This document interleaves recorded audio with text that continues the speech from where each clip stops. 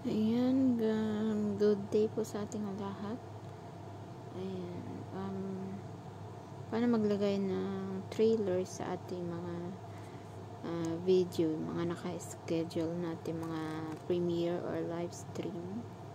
So, ayan, punta tayo sa Google or Chrome. Punta tayo sa ating YouTube Studio. Ayan, YouTube Studio.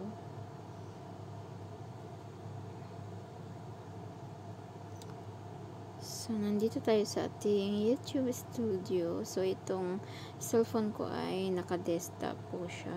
Ayan. Pindutin natin yung profile sa gilid and then punta tayo sa ating YouTube Studio.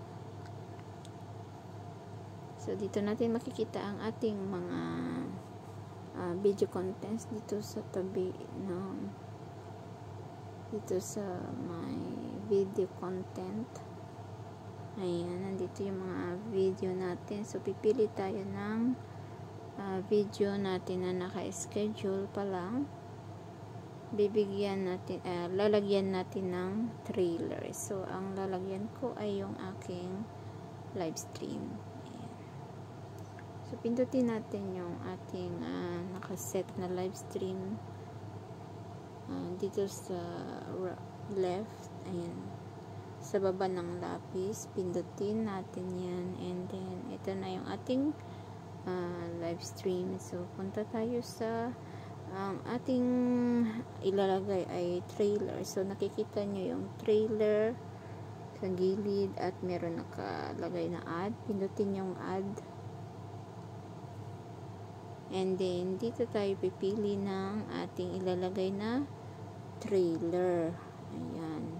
So, ang ilalagay ko ay yung intro at outro. Ayan. So, pagkatapos natin mamili, kailangan lang natin siyang i-save.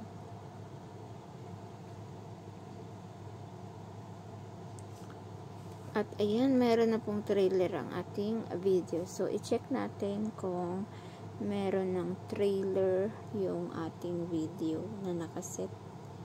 So, punta tayo sa ating YouTube.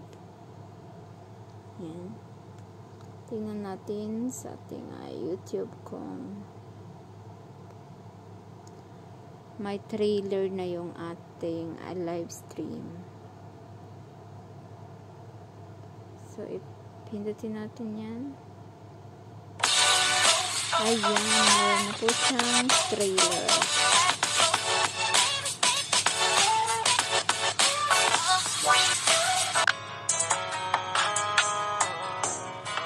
Ganun lang kadali maglagay ng trailer sa ating mga nakaset up na live stream or premiere.